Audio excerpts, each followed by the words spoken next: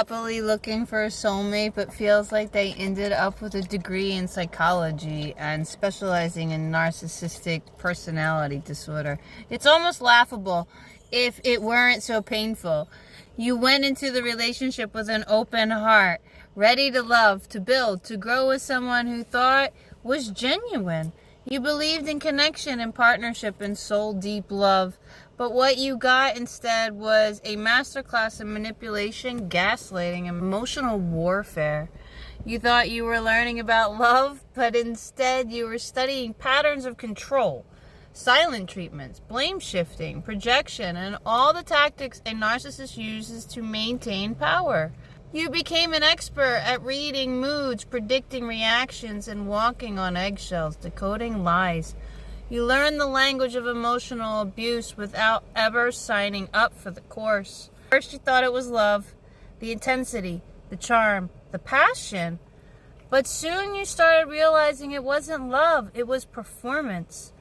The grand gestures, the compliments, its attention, and they were bait. Once you were hooked, the mask slips, and the lesson begins. You found yourself constantly analyzing, overthinking, and trying to understand why things were always your fault. You weren't living in love. You were surviving a psychological experiment you never consented to.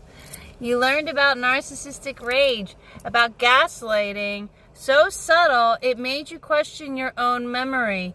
You learned that apologies from them are empty, and that accountability doesn't exist in their world, and that empathy is a foreign language they refuse to learn.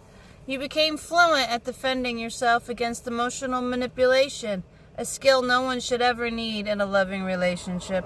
And when you finally left, you didn't just walk away. You graduated. You came out stronger, wiser, and painfully aware of red flags. You didn't get the soulmate you hoped for, but you gained something else: self-awareness, strength, and the ability to recognize true genuineness and love when it finally arrives, and to do it for yourself.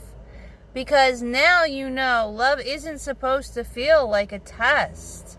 It's not supposed to drain you, confuse you, or make you question your worth. Real love doesn't require a degree in psychology to survive it. It brings peace, not pain, because love is not an emotion, it is a state of being, and relationships are tests and lessons. You have to find an alignment with someone else that supports both of you, because you mirror each other. It's never a competition.